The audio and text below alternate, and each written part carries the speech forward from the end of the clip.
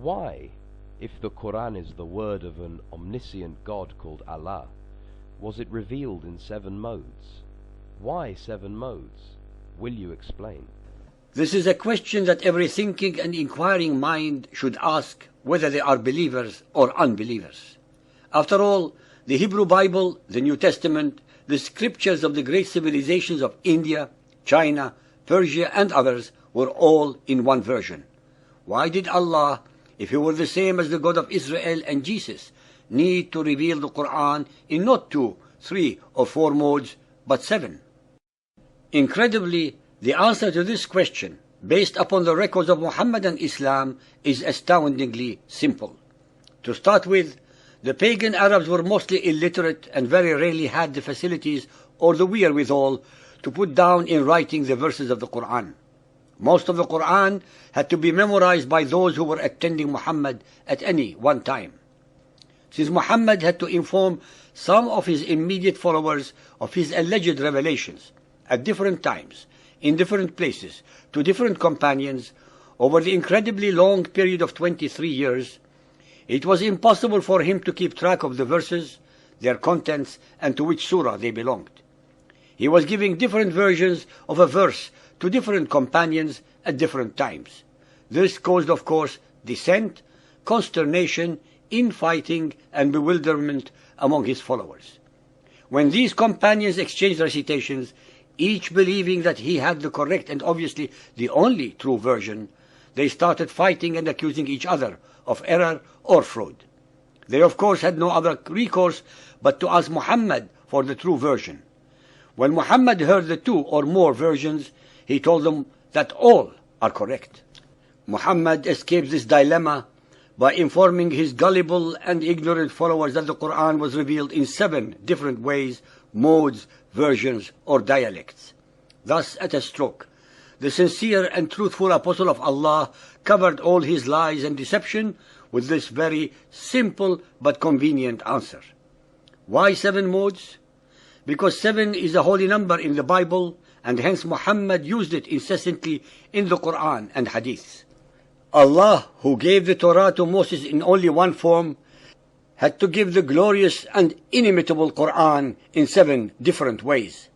Our listeners should be reminded that many of the memorizers of the Quran perished in the earliest battles of Muhammad and Islam, before the Quran was finally collated and collected in book form. Hence, even according to the Hadiths, innumerable verses were lost in that way as well as in other ways, as detailed in our compilation of the Quran, chapter 36. Sahih Muslim Hadith 1787, narrated by Ubay ibn Ka'b. I was in the mosque when a man entered and prayed and recited the Quran in a style to which I objected. Then another man entered the mosque and recited in a style different from that of his companion.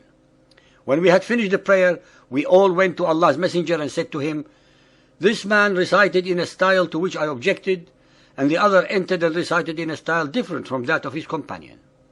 The Messenger of Allah asked them to recite, so they recited. He expressed approval of their efforts, and there occurred in my mind a sort of denial which did not occur even during the days of my ignorance. When the Messenger of Allah saw how I was affected, he struck my chest, whereupon I broke into a sweat and felt as though I were looking at Allah Himself. He said to me, "Obey, a message was sent to me to recite the Quran in one dialect." And I replied, "Make things easy for my people." It was then conveyed to me for the second time that it should be recited in 2 dialects. I again replied to him, "Make affairs easy for my people." It was again conveyed to me for the 3rd time to recite it in 7 modes. It is obvious then that Muhammad's Allah was incapable of knowing that the followers of Muhammad were such simpletons that they needed the Quran to be recited in 7 different ways for them to comprehend it. Muhammad's all-knowing Allah did not know their weaknesses. No truly divine supreme being could fail to know the weaknesses of his own creation. Sahih Bukhari Hadith 3.601, narrated by Umar ibn al-Khattab. I heard Hisham bin Hakam bin Hizam reciting Surah Al-Furqan in a way different to that of mine. Allah's Apostle had taught it to me in a different way. So I was about to quarrel with him, but I waited till he finished. Then I tied his garment round his neck and seized him by it and brought him to Allah's Apostle and said, I have heard him reciting Surah Al-Furqan in a way different to the way you taught it to me. The Prophet ordered me to release him and asked Hisham to recite it. When he recited it, Allah's Apostle said, it was revealed in this way. Then he asked me to recite it. When I recited it, he said, it was revealed in this way also. The Quran has been revealed in 7 different ways, so recite it in the way that is easier for you. Sahih Bukhari Hadith 4.442, narrated by Ibn Abbas. Allah's Apostle said, Gabriel read the Quran to me in one way, and I continued asking him to read it in different ways till he read it in 7 different ways. Al-Tirmidhi Hadith 2215, narrated by Ubay ibn Ka'b. Ubay told of Allah's Messenger meeting Gabriel and saying, I have been sent, Gabriel, to a people who are unlettered, among whom are old women and old men, boys and girls, and men who have never read a book. He replied, the Quran, Muhammad, has been sent down in 7 modes. Ladies and gentlemen, please remember that the people of the book, the Israelites, when they left Egypt, were also unlettered. But the God of Israel did not need to recite the Torah to them in 7 different ways. It was exactly because of these various versions of the Quran that Uthman bin Affan, the 3rd Khalifa, allowed only one Quran to exist by burning the 6 other versions. Since Muhammad accepted and allowed the 7 variations of the Quran as agreed upon with Allah through Gabriel, no mortal should have had the right to burn any of them, as each one was supposedly divine. This unilateral act of his caused a rebellion and dissension among the Arabs that ended with his murder.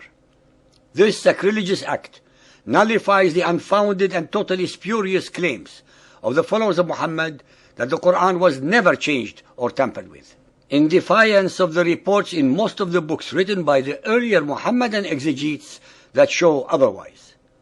All the above illogical, sacrilegious and unacceptable anomalies can be instantly resolved when our listeners realize that the Quran in its entirety is a product of Muhammad's imagination, his own alter ego, but cleverly projected into the unsuspecting mouth of Allah, the supreme rock god of the Quraysh, thus giving his alleged revelations the authority of divine sanctity.